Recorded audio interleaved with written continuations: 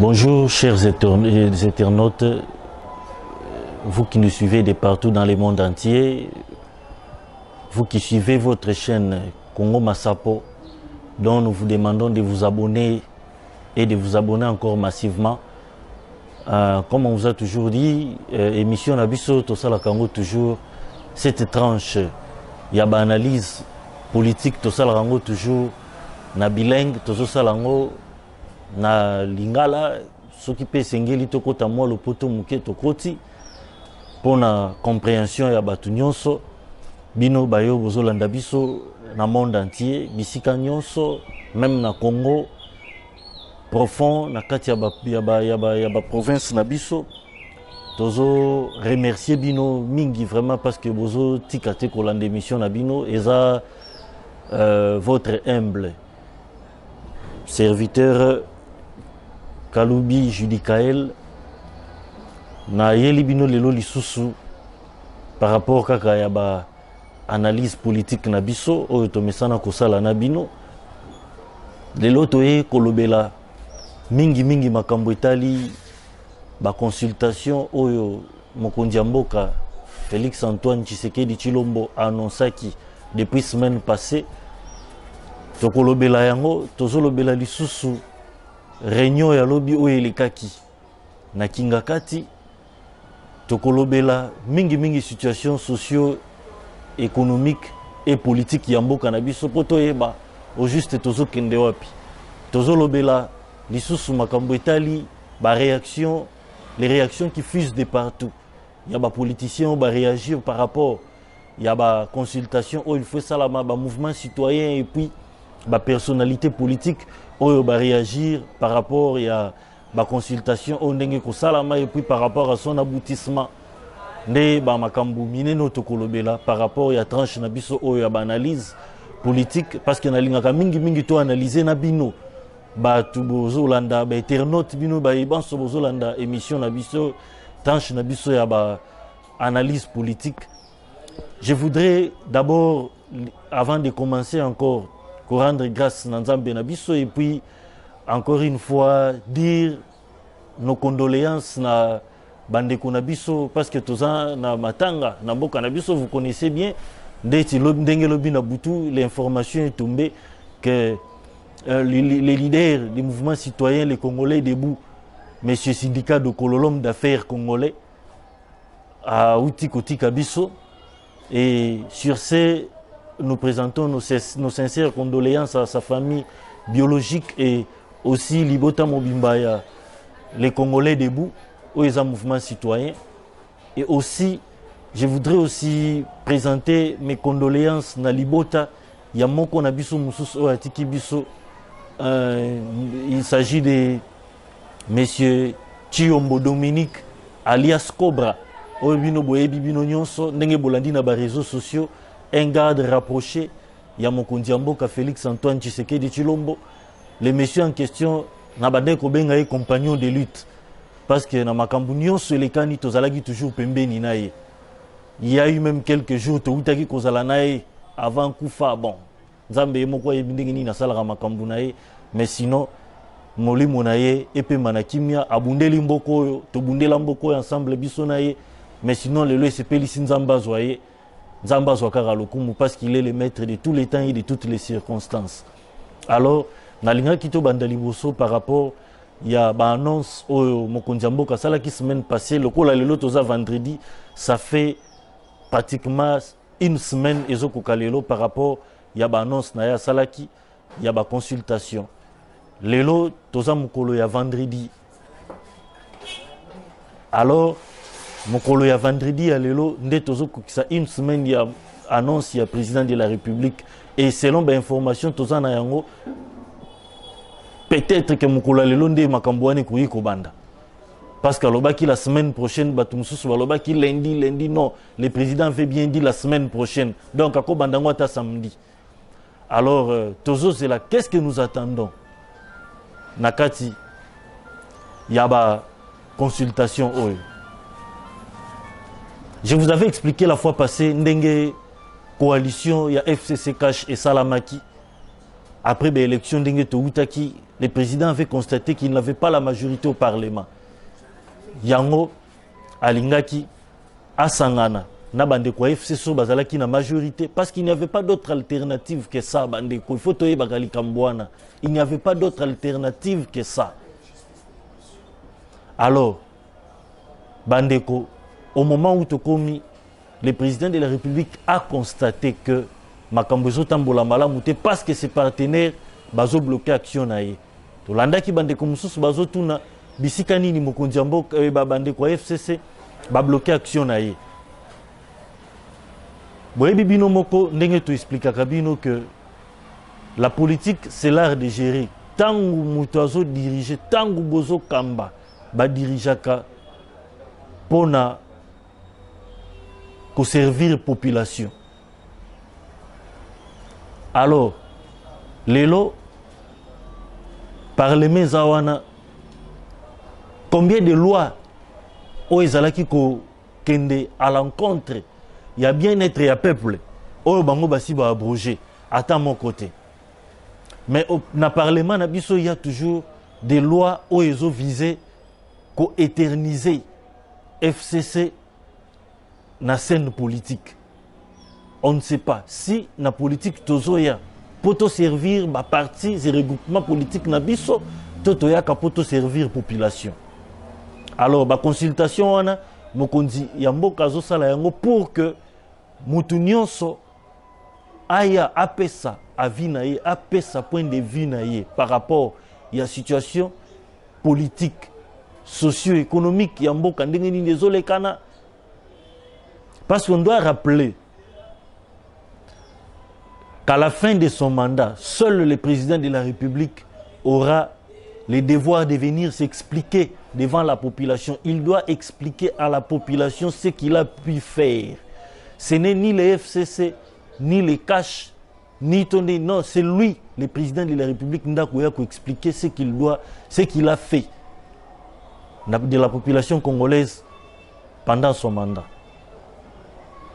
Yangwana, président de la République, a Meki Mouké pour initier les Camboy.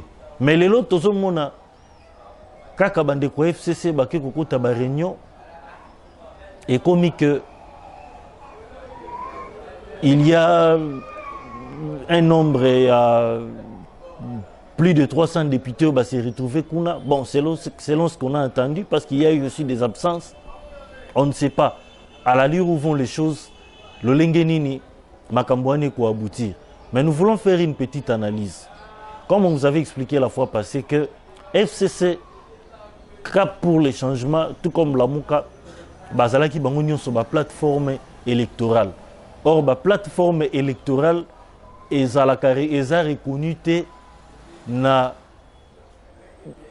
ministère intérieur comme des partis et regroupements politiques où ils ont repris na statut où ils ont régir ba regroupement na ba parti politique.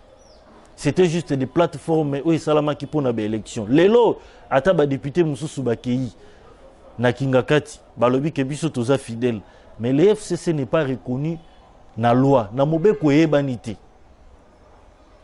Na mobeko yebanité. Touti ko yo quand même que il y a eu quelqu'un au yakendaki na cour constitutionnelle pour la demande à l'inconstitutionnalité ou pas, il y a ordonnance nommant Ilunga Ilunkamba et les investissants, lui et son gouvernement, ce qui, parce que Bazos il a déjà avis, il y a cour constitutionnelle.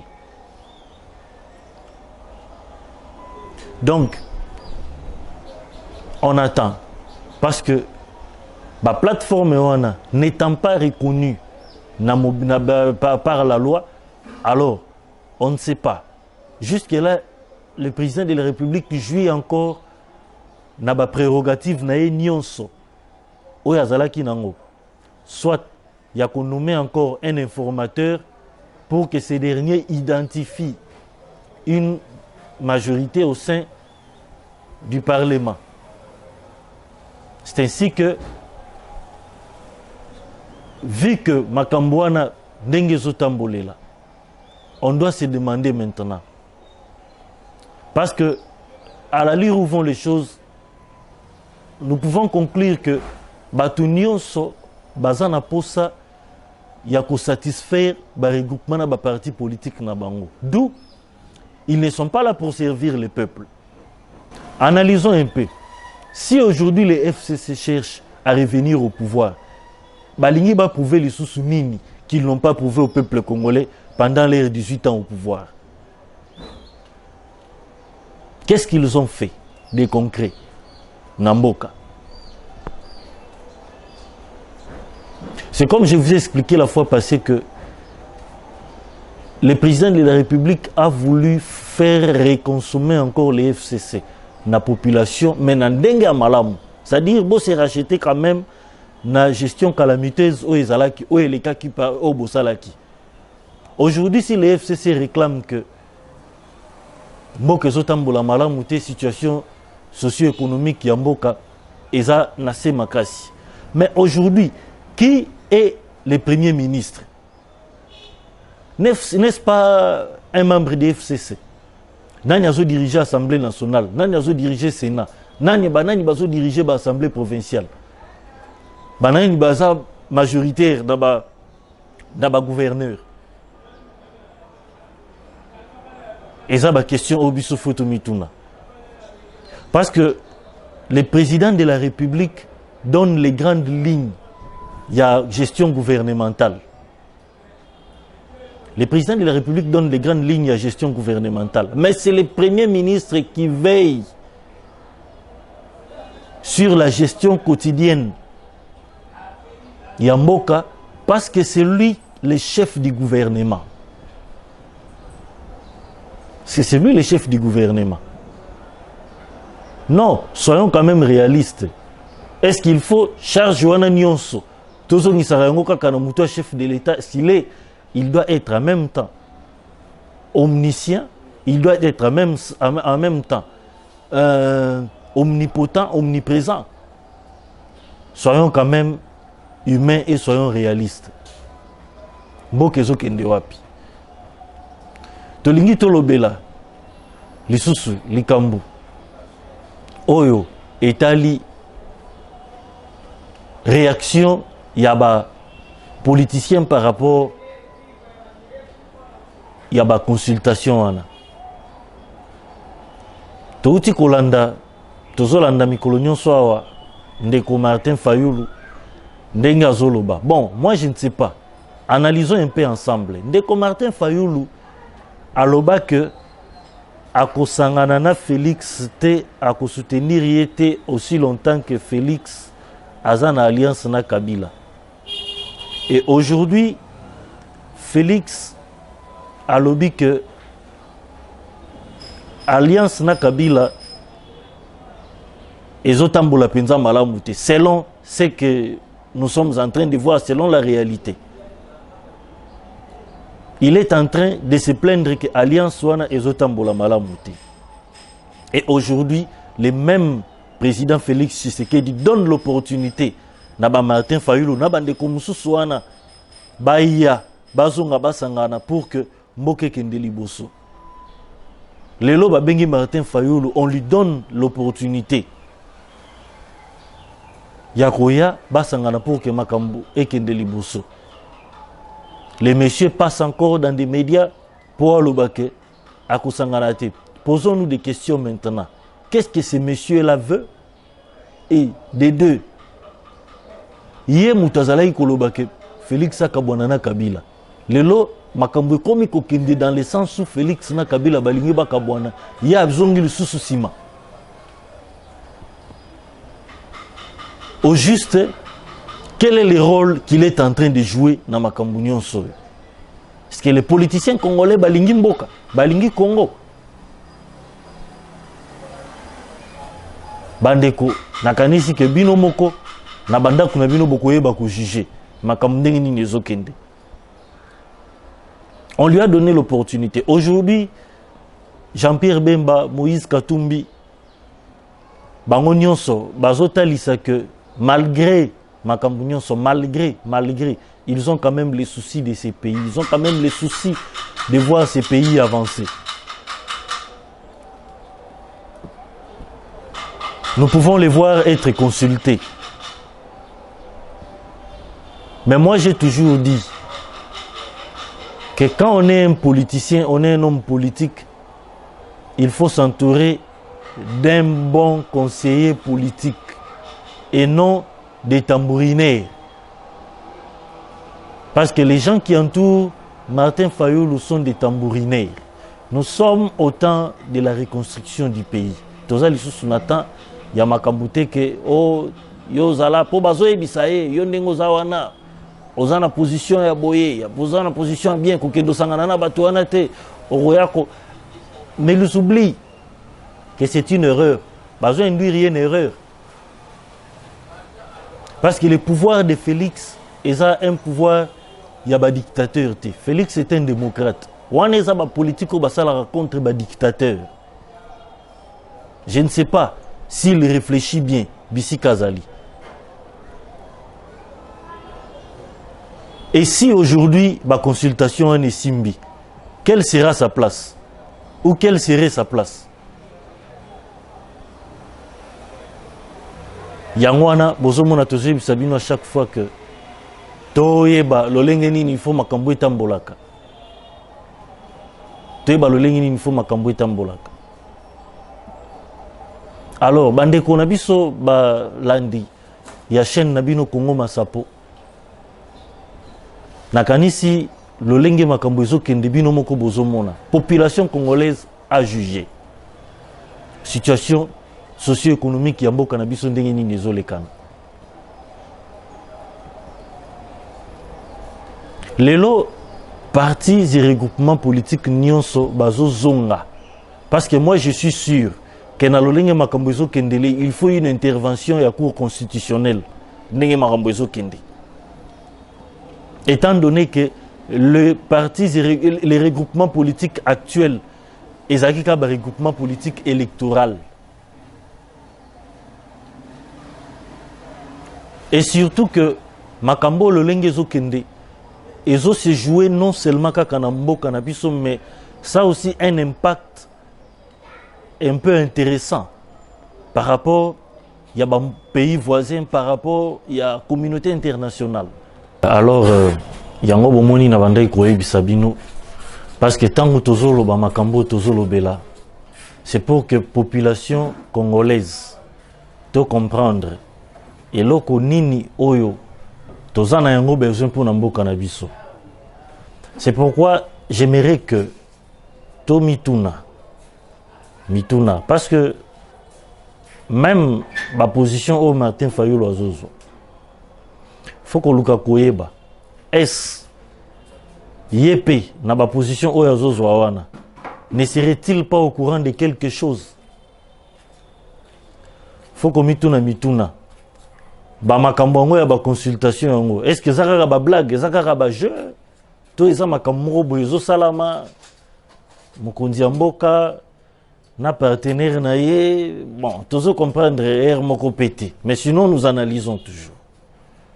Nous analysons parce que après tout azamutu quand il pose des conditions mais sinon tant que tozo linga peto analyser ba conditions yango. Il y a eu un moment où Etienne Tshisekedi a accepté Vandana Mobutu. Il y a eu aussi un moment où il a accepté que Vandana Laurent Désiré Kabila. Il a même dit à Laurent Désiré Kabila à l'époque que toi tu es mon frère. Mais bengana batu oyo ye na bango. Tuna bango senga bango facture, ba pesa yo facture. Comme ça biso totikala entre nous les Congolais, to gérer mboka entre nous. Alors, je ne sais pas. J'ai toujours dit et j'insiste que Martin Fayulu a ça l'effort à s'entourer na ba conseiller politique moko ya malamu o ba kopesa ba conseil ya bien et non des flatteurs et des tambourinaires. Je répète encore, je me répète encore. Dans un monde moko politique, il veut se faire grand, il cherche à se faire grand. Na lolenga azolinga lolenga Etienne Tshisekedi.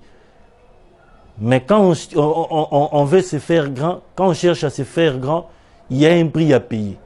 C'est-à-dire le prix de la neutralité et le prix, il y a grandeur. Il doit payer ces prix-là. Il y a grandeur. La grandeur, c'est savoir se supporter. C'est supporter Makambulo Lengeni Nezolekana. Félix Azolinga consultation.